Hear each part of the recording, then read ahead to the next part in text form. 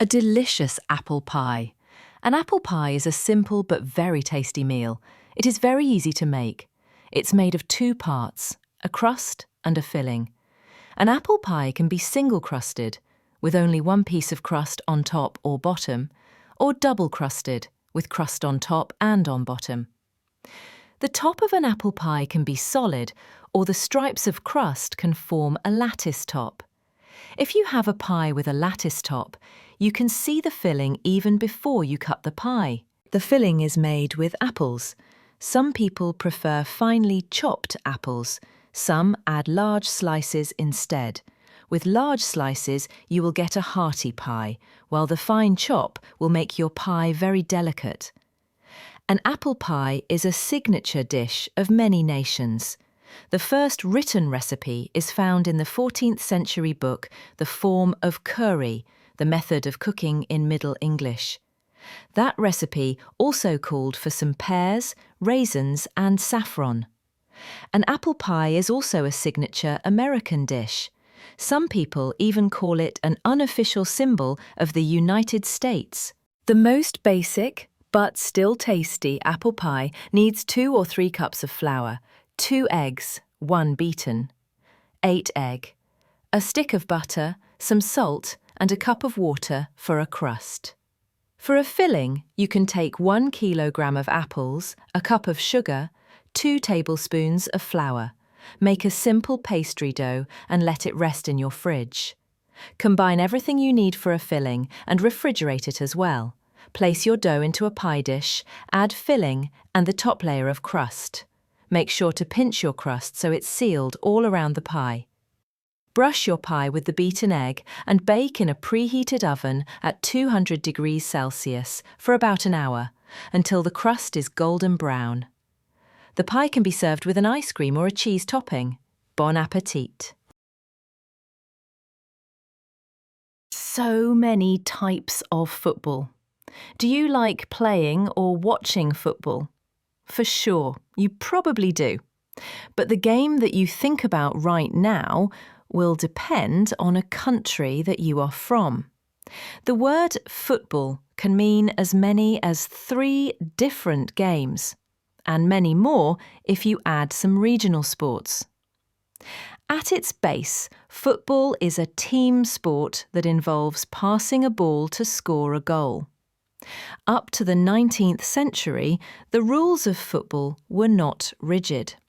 So many varieties came to be in different countries. Nowadays, when you talk about football, at least 3 distinct games with very different rules can be involved. First, there is the sport of association football, in the USA and Canada also known as soccer. The word association refers to the Football Association, a group that regulates the games of association football in England. The word soccer derives from the word association as well. The game of soccer is played with a round ball. The ball is usually made of leather. A playing surface, also sometimes called a football pitch or a field, is rectangular in shape and covered in grass. Lines are painted on the field. One line across the field cuts it in 2 halves. A small structure stands on the far end of each half. It is called a goal. 2 teams of 11 people play against each other. Before the game starts, one team stands on the left side of the field while the other stays on the right. The ball is placed in the centre of the field. When the game starts, each team tries to control the ball and move it into the other team's goal to score a goal. Most players cannot touch the ball with their hands and must kick it to pass it around. Each team has a special player to protect their goal area. This player, also called a goalkeeper, can touch the ball however he likes. Each game lasts roughly 90 minutes, split in 2 halves.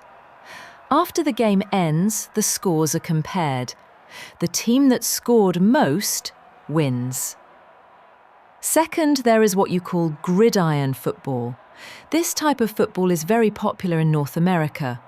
The USA and Canada play slightly different types of this game.